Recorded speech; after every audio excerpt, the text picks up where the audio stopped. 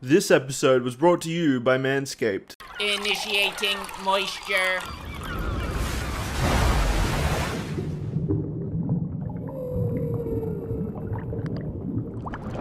Welcome to the Moist Meter. Today we're taking a look at the Avengers game. So let's just go ahead and spread these cheeks right away. So I want to just get this clear right now. The game is fine. Everything this game has is done well enough to be considered a good game. There's nothing wrong with it. I wouldn't even say this game's lackluster in any one area.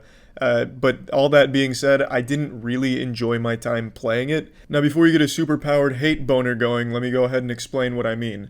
So the main thing that I found to be kind of boring was the combat. The combat is serviceable. I'd even say the combat's good in certain cases, but overall it's just extremely repetitive. You're fighting the exact same combination of 3 enemies for the entire duration of the game. Most of the objectives in most of the missions on like side missions and such are just stand on this one plate for like 6 minutes fighting waves. It's just the objectives themselves are fun. The environments are really uninspired. You're never really going anywhere cool or seeing anything cool outside of a couple of really good cutscenes and set pieces in the campaign. And it's just when you're fighting these enemies, it's never really fun. It's just kind of a chore. To me, the combat just feels extremely slow and even a little bit clunky at times. It feels like every character is moving through an invisible layer of thick syrup before they make contact with the enemy. And when you do make contact, it sounds like you just hit them with a wet noodle. The sound design sounds like something out of Looney Tunes, like it's just stock sound effects. There's not like a huge impact or a real satisfying effect or anything. It just seems pretty underwhelming when you do start comboing somebody. Now there is versatility to the combat. There's a lot of ways to mix and match combos and do certain moves and stuff that do make it pretty flashy and cool at times, but overall, it really loses its fun pretty early on. There's multiple skill trees that you drop points into to unlock new moves and different abilities and different ways of approaching fights, but even when you do have almost all of these, it still feels exactly the same as it did within the first hour of gameplay. And some of the boss fights nearly put me to sleep. Like there's this fucking Warbot boss fight where you just go around slapping Vince on its 6 legs and then hitting its eye after you blow up all 6 Vince. Meanwhile, the bot doesn't really do anything. It just lets you keep slapping it around, and sometimes it'll lift the leg up like a dog trying to take a piss. It's just really boring fights. A lot of the boss fights are, at least in my opinion. And just overall, this game, it's not, like I said, the game's not bad. I would never consider this a bad game, but it is passionless. I would say that this is a very uninspired game. This feels like some executives just looked at everything popular with a younger demographic, superheroes, Anthem-style mechanics, factions, bounties like from Destiny. But let's put them all in here and kids will love it. Loot system. People love RPG. Let's throw a little primitive loot system in here.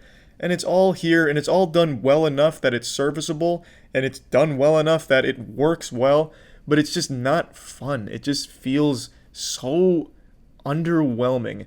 And the loot system, I think, is at least kind of cool sometimes just because I love min-maxing. But really, overall, even that wasn't super fun for me. Let me just go ahead and get off of the gameplay and such. Let's just keep talking about all the other areas. The narrative is pretty cliche. The narrative's nothing that's going to have you fucking blown back into your seat, really thinking hard about life or anything like that. And I actually think the narrative's kind of a little goofy, how people are so upset that they have superpowers. Like, what a fucking dumb problem to have. Man, I'm so mad that now I have fucking super godlike powers. If only someone could take these away so I could go back to getting bullied in high school. That's just a real dumb thing to complain about. I feel like if people got superpowers, they wouldn't necessarily be whining about it all the time. So I didn't really like a whole lot of elements of the narrative. But it's not a bad story. It's not terrible. It's very generic, cliche tropes for superhero stories. And it's nothing terrible, you know what I mean? It's not horrible. It's just a little eye-rolling, and the dialogue, the writing is like the cheesiest, most by-the-numbers dialogue ever written. This actually feels like the dialogue was written by an AI that watched every superhero movie ever made, and then just took bits and pieces from each one, line by line, and threw it into this game.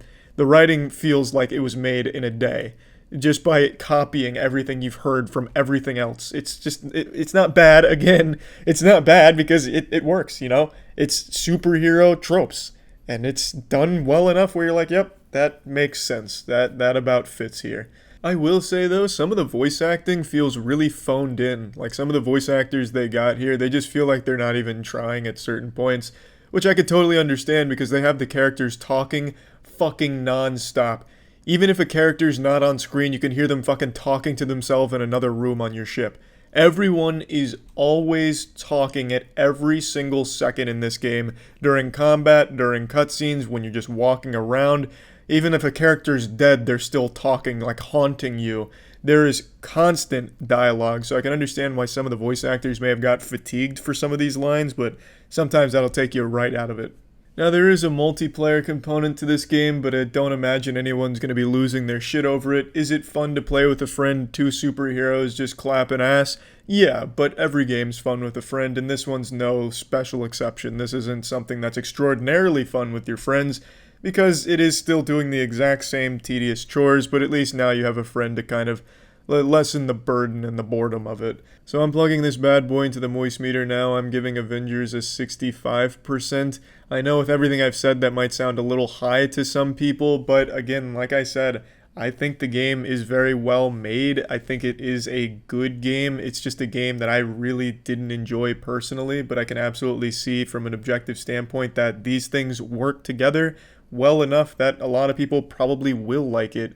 It's just for me, the core gameplay loop got so stale so early on, doing the same repetitious, tedious missions, and everything you unlock never really makes you any more powerful. A lot of the loot is kind of interesting, but then a lot of the perks are just pretty samey, and you never really get anything crazy going on with pretty cool builds. It's just, to me, the whole game was just kind of like the most average, okay experience I've ever had. I guarantee in a month I'll probably forget I even played this game or that this game ever even came out. It's just a forgettably average good game. It's just, I don't know, the game is fine. Like, that's like the best thing I can say about it is the game is fine.